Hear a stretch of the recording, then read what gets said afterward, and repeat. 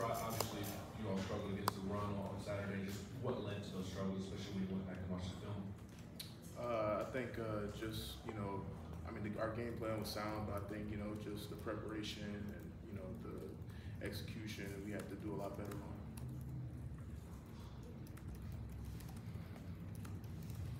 Questions? Mike? Yeah, Coach was talking about, watching that last game and looking to the next game. I mean, how quickly do you turn your focus and how much of a boost will you get back in Neyland Stadium when you play a team like Georgia? I mean, well, I feel like, as soon as Monday comes, the switch flips on like that, now we're back to focusing on a new team, a different team. And I feel like, with it being a home game, our fans are going to be there and they're going to be a really good, support for us coming out. So, and we're hoping to give them a good show, this coming Saturday.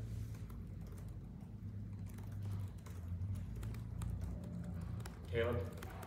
Looking at the tape from Saturday, what went wrong? Heupel said y'all broke contain on Brady took at times. What let him run so easily? He was a phenomenal athlete. Their offense really relied really solely on him to make the majority of their plays. Again, it was just execution. Like some guys just weren't there at the right times, and that kind of led to him breaking the pocket, creating explosive plays for us. So. Anything else for Brian? Patrick? Kurott, you've gone up against Georgia several times on your career, especially the last two games. What do you recall about those games and maybe the matchup and the challenge you guys had this week against their offense and their offensive line? Yeah, I think that, like Georgia's a pretty good team. They're pretty tough, but, I feel like, if we can carry our mentality, our focus, make sure that we're more honed in into this next upcoming game, that we should be ready for them.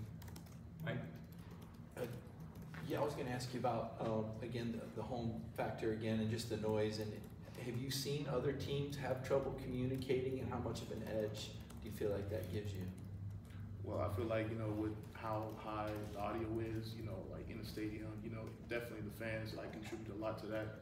And I feel like, with that going on, the offense really has to force themselves to switch up their cadence. So they'll primarily probably try to stick to, quarterback clap,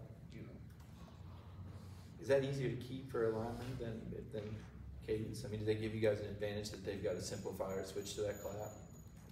Well, I mean, it probably depends. Like, if it's more auditory, then yeah, it'll probably be some type of signal. The center will make some type of look in the backfield, and then the quarterback, will probably snap it, some type of heel kick. But it all depends. Anything else for Brian? All right, thanks. We'll have Jacob Ward here in just a second.